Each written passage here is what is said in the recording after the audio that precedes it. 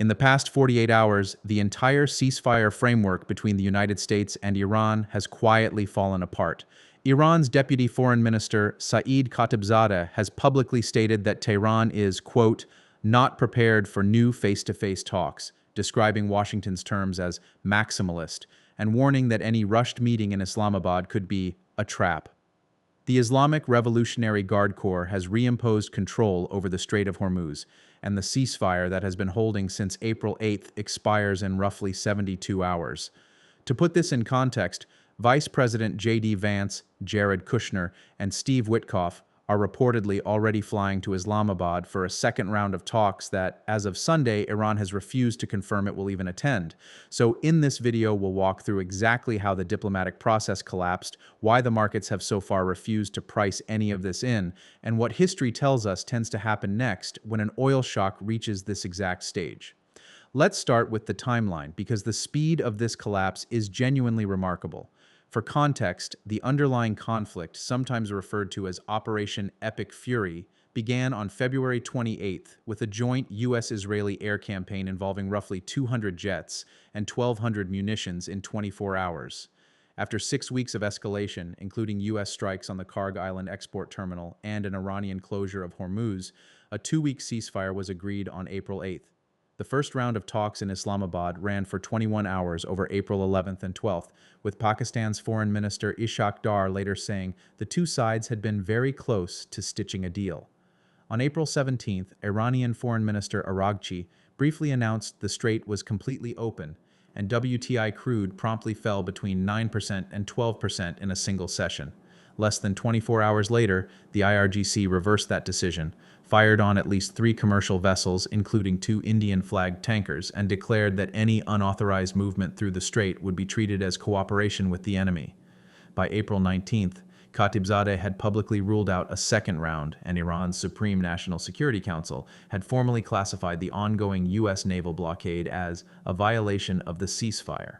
So, with that in mind, why has this fallen apart so completely? Well, broadly speaking, there appear to be 2 non-negotiable sticking points. The first is enrichment. Washington is reportedly demanding a 20-year suspension of all Iranian nuclear activity, plus the physical removal of roughly 440 kilograms of uranium enriched to 60% purity in exchange for around $20 billion in unfrozen assets. Tehran has offered a 3 to 5 year suspension and has called the transfer of its enriched stockpile a categorical non-starter. The second sticking point is the blockade itself. Trump has insisted the U.S. naval cordon will remain in place until, quote, the transaction with Iran is 100% complete, while Iran has stated equally clearly that it will not negotiate while the blockade exists. It's also worth noting that Iran is not speaking with one voice here. The civilian government around Foreign Minister IRGC appears genuinely open to a deal, while the IRGC, backed by hardliners around Ayatollah Mojtaba Khamenei, has effectively overridden it, with Hormuz traffic collapsing from roughly 130 vessels per day before the war to just 7 by April 10th, and around 800 tankers now stranded in the Persian Gulf. So why are equity markets behaving as though none of this is happening? Well, this is where, the way we see it, Wall Street is making a fairly serious mistake. The S&P 500 closed above 7,100 last week for the first time in history, the VIX has fallen from above 30 in late March to roughly 17, and the equity-implied geopolitical risk premium is essentially gone. Yet IEA Director Fatih Birol has explicitly described the current disruption as the most severe oil supply shock in history, more serious than 1973, 1979, and the 2022 Russia-Ukraine shock combined.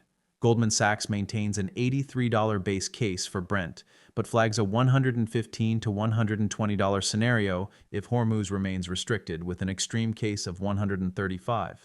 Morgan Stanley sits at $110 for Q2, and JP Morgan has warned of a potential move to $150 if the strait is still closed by mid-May. The bond market has noticed. The 10-year yield is back above 4.3%. The term premium has, in analysts' words, made a violent return, and the March FOMC minutes confirmed a growing group of policymakers now openly considering rate hikes rather than cuts. There is also the small matter of roughly $760 million in Brent futures positions placed approximately 20 minutes before Iran's April 17th Strait announcement, which U.S. lawmakers are now scrutinizing. So, what happens next? Well, the honest answer is that the next 72 hours probably determine the trajectory of the global economy for the rest of 2026.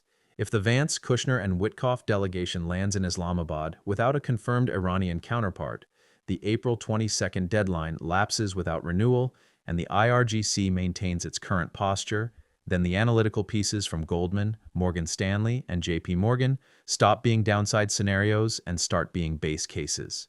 If, on the other hand, Pakistani mediation manages to produce even a partial framework. Before Wednesday, the whipsaw moves we saw on April 17th will look modest by comparison. Either way, the gap between what equity markets are pricing and what the physical oil market, the bond market, and the IEA are saying cannot persist much longer. The question is simply which side closes the gap and in which direction.